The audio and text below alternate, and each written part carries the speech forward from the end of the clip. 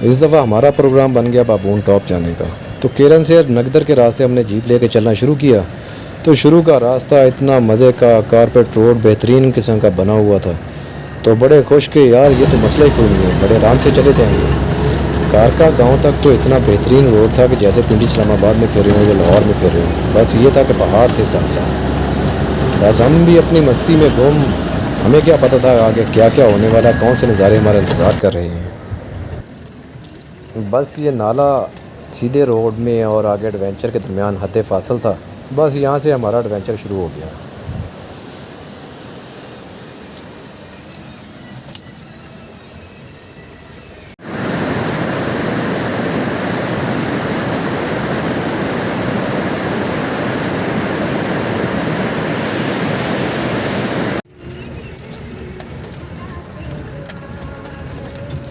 नाला कर क्रॉस करते ही हमारा रोमांस सारे का सारा ख़त्म हो गया।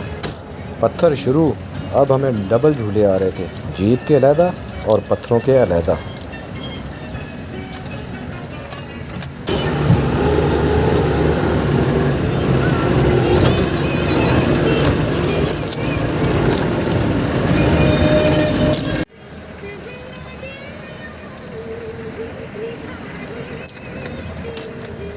बस हम भी अपनी ज़िद पे अड़े हुए थे। हमने सोचा जाना है तो बस जाना है, बस इंजॉय करते हुए चलते गए फिर।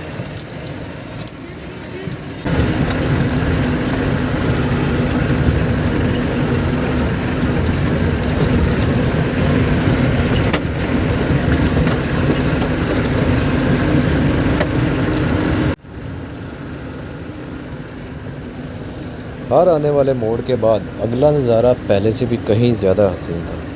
बस यही वो चीज़ थी जिसकी वजह से हम रुक नहीं रहे थे।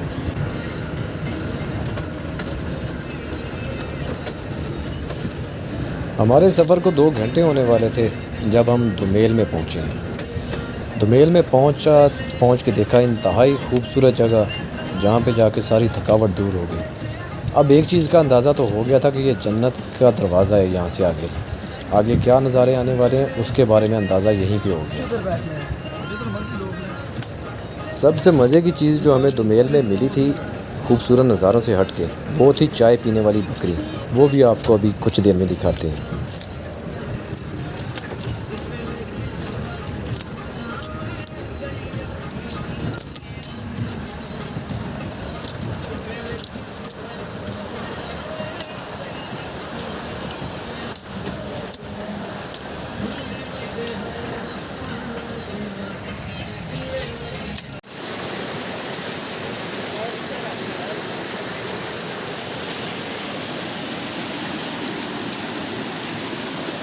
आपको नहीं मिलना।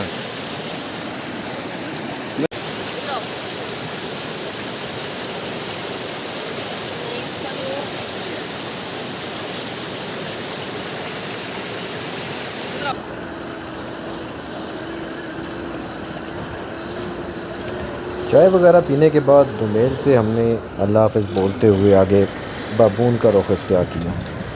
अब सफ़र का शुरू में फिर हम जंगल से गुज़र रहे थे, तो फिर से तबीयत फ़्रेश।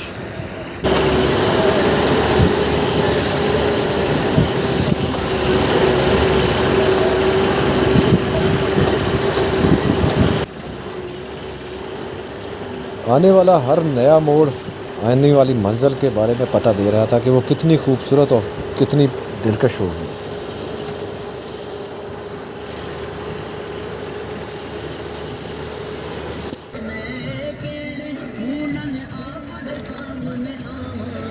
फिर हम पहुंच गए अपने सफ़र के पहले बड़े पड़ाव पे, मतलब जबड़ी टॉप। इंतहाई खूबसूरत और दिलफरेब किस्म के नज़ारे यहाँ पे मौजूद थे, हमारा इंतज़ार कर रहे थे।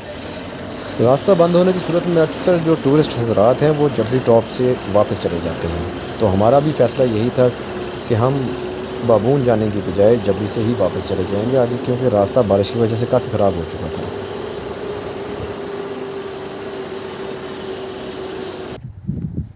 इंतहाई खूबसूरत मीडोज़ यहाँ पे थी। बकरवाल जानवर लेके बैठे हुए थे, लेकिन सारा कुछ छोड़ के भी इंतहाई खूबसूरत और पुरसकून जगह थी।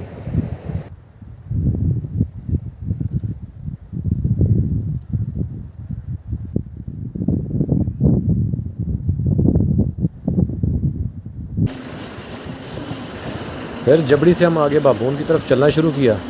अब रास्ता बारिश की वजह से काफ़ी ख़राब था, हमारी भी गलती थी कि रिस्क ले लिया, लेकिन अल्लाह का नाम लेके निकले और फिर बाबून की तरफ चल पड़े।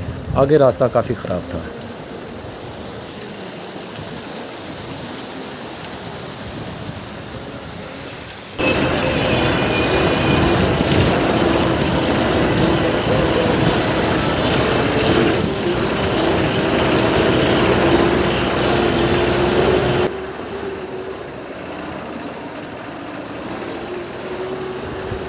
अब हमें सफ़र करते हुए तकरीबन कुछ 3.5 घंटे हो गए थे। थकावट भी थी, लेकिन साथ एक्साइटमेंट थी कि हम बाबून टॉप पहुंचने वाले हैं। टॉप के पास पहुंचे तो बादल हर तरफ से घिरे हुए था। अंदाज़ा हो रहा था कि अब शायद हमारा अगला सफ़र धुंध में हो, लेकिन धुंध छाने से पहले पहले हम बाबून टॉप पे पहुंच गए थे। लेकिन बाबून टॉप की एंट्री जो थी उस पर बादल ने जो वेलकम किया उसका अलग ही मज़ा था।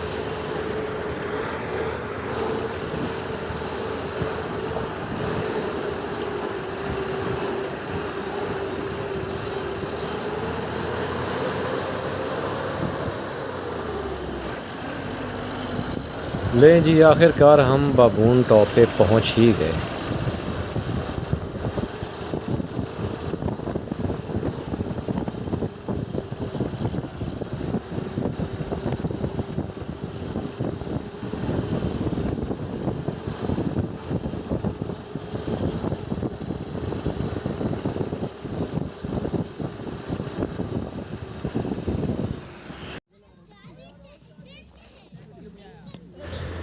चाय पी के फ़्रेश हुए हैं तो बस इस बादल का इंतज़ार करते रहे कि ये इस किनारे से आगे कब तक, कहाँ तक और कितना आएगा। लेकिन ये भी अल्लाह का बंदा उधर का उधर ही रहा और हम भी इंतज़ार करते रहे इसका।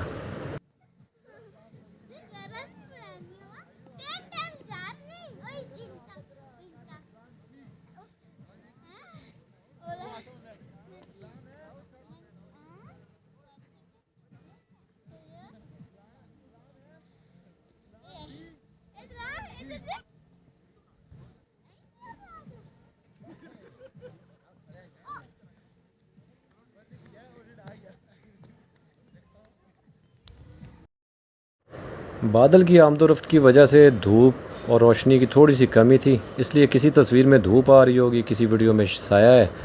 बस जिस तरह का हमें नज़ारा नज़र आ सका वो हमने वहाँ पे बना लिया। लेकिन एक चीज़ तो तय है कि बाबून टॉप इंतहाई खूबसूरत।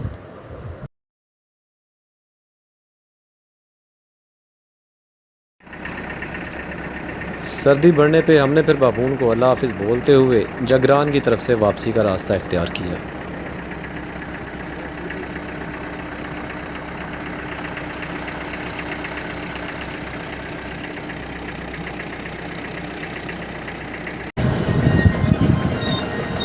बाबून टॉप से निकलते ही जगरान की तरफ भी आगे बादल वेलकम करने के लिए तैयार था, लेकिन फिर भी थोड़ा कम था।